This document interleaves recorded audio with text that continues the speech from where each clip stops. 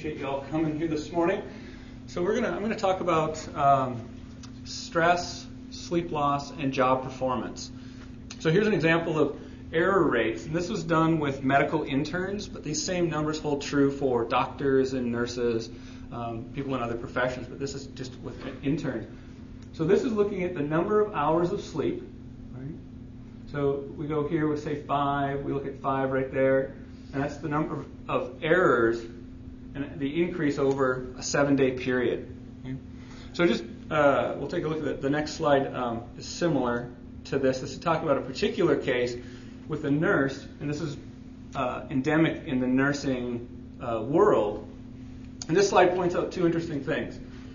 One, you've got a nurse here, this was in the paper not too long ago, who's working 2 or 3 shifts in a row, as often as he could to increase the amount of overtime. Yep. Actually made $230,000 that year. Fantastic, right, for the nurse. A study here says that 25%, the nurses saw 25% of the nurses saw their colleagues making errors because of sleep deprivation. But this is the one that's really pointed out is 95% of the people who are doing this say they're fine and they don't make mistakes. And this is one of the problems. We're going to talk a little bit later about how sleep loss affects your judgment. Is we are the worst judge of our impairment when we're impaired. I mean, that makes sense, but all of us would stand here and go, it doesn't affect me. Absolutely. I can sleep 5.5 hours a night and I'm fine. No, you're not. Your colleagues know the facts, even though you may not, right? But this is a difficult thing when you talk to employees about it, is because they'll say, I'm fine, right? From their perspective, they feel that way. So you're unpleasant to be around. So this is a big one. And you probably know this in yourself. You don't get enough sleep. You're a little cranky. You're a little irritable. You're kind of cold and prickly. Your patience drops. Your tolerance drops. You're a little quicker to anger. Frustration comes a little faster. So you can see that in a work situation, this isn't necessarily good chemistry to have, where you've got a number of employees that are just looking for an excuse to go off on somebody. So this is, as Mike talked about in his employee handbooks, it's good to have some language in there that's going to allow you to address this, to bring the sleep loss component in as an explicit part of the conversation and lay a little bit of that responsibility at your employees' feet. Are they doing what they need to do, which includes sleeping, to show up and do their job? All right? So I think it's good to have some of that language in there. You make poor decisions. Right? So one of the reasons in that list of employee qualities that you hire for, those are what we call executive functions. It's part of the executive part of the brain, right? The higher functioning. When you're hiring an employee, that's what you're hiring, right? For the most part. Unless you're hiring somebody to go out and just dig a ditch, then maybe you don't want them to have much executive function because you just want them to work hard and not ask questions. But most of us want employees that can think critically and reflect on their own performance and self-correct. So those are the executive functions. Those are the first we lose when we go into sleep deprivation.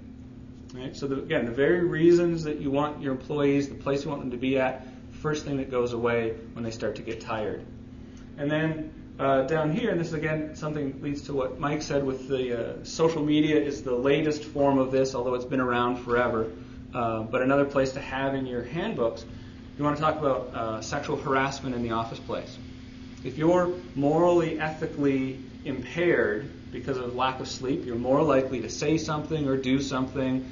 In the electronic world, you might forward a not so politically correct email to somebody, to maybe a business partner, a vendor of the company, customer of the company. Probably wasn't a really good idea, but it sure seemed like it at 6 o'clock after you'd been up for 17 hours. It seemed like a great thing to do, right? Social media, what do you do if you're at home and you're working and now you're into 20 hours and you're still crunching away? What kind of choices do you make about the Twitter message you send out or what you post on your Facebook page about your employer? So good to keep in mind that your judgment goes down. You're not as clever. So this is another one. This talks about the sleep-dependent learning. And so the study that was done here was group of people were shown a string of numbers and asked to kind of find the sequence, right? And the answer to the question was in the sequence, right? So they were given the opportunity to do that. Then go home. The trial group was given the instruction to get 7 hours or more sleep. Come back. They're retested the next day. The number of people who were able to find kind of the hidden answer went up by 60%. Right? So what they say is, well, at night you sleep on it. Your mind goes to work on the problem, and it percolates up. And then when you're presented with the problem the next day, you have an intuition about how to solve it. If the other group, who was sleep deprived, they solved this at a rate of 30%. Right? That's a 50% reduction in your ability to kind of use sleep-dependent learning, come to work the next day, better able to do your job. That's big. Again, when I was saying, you don't get to pay that person 50% less when they show up, although that might be nice. If you clock them in, how many hours sleep did you get? Your pay goes down by 25% today. It'd be an incentive, wouldn't it? Everybody would be sleeping 9 hours. You get sick. Your immune system is suppressed when you don't sleep enough. So that virus that comes around the office, the most likely people to get it, people that are sleep deprived. Okay? That affects you. Again, not just in sick time that you're paying out, but in not having that employee at their desk doing their job, keeping your throughput. Right? This one here is also, because your inflammatory system, as I mentioned, is hypersensitive. So your susceptibility to repetitive use, overuse injuries like carpal tunnel, things like that. So Jill is going to talk to us about ergonomics and how you can optimize the work environment to minimize that by setting up the person's workstation, by how you look at, again, how the throughput happens, minimizing unnecessary movements. That's all good things to do. But even more important, if you know the majority of your workforce is in a place where they're more likely to have an injury, it behooves you to remove as many obstacles as possible as a responsible employer. You're an accident waiting to happen. So this, again, Jill's going to talk about workplace safety and things that you can do to minimize that. But what do we know? And this is the big one here that I want to point out, is the auto accidents. If you have employees that have to be in a vehicle for your company, obviously this pertains. Right? We see a lot of this with truck drivers. Right? They highly regulate what a truck driver can do. Interestingly, they don't highly regulate what a nurse can do. Your truck driver can't work more than, and I forget what it is, Jill, you know? It's 10 hours. Yeah, I think it's like they can't be on the road combined for more than 10 hours, right? That's great, but your nurse can work for 16 hours and then do another 16-hour shift after that, and that's fine. There's no law saying you can't do that. So that's an interesting equation that we haven't quite worked out yet. But here, with this one, besides having employees that are driving for you, is, again, it's that thing of at the end of the day, they're getting in the car and they're driving home. Or in the morning, they're getting in the car and driving to work. And their risk of not making it is much greater if they're sleep deprived. And again, that affects you, not so much through the insurance, but just through the loss of a valued asset, skill set, the work they're doing, the relationships that they have that keep your company going. So in the end, what we say is you're expensive.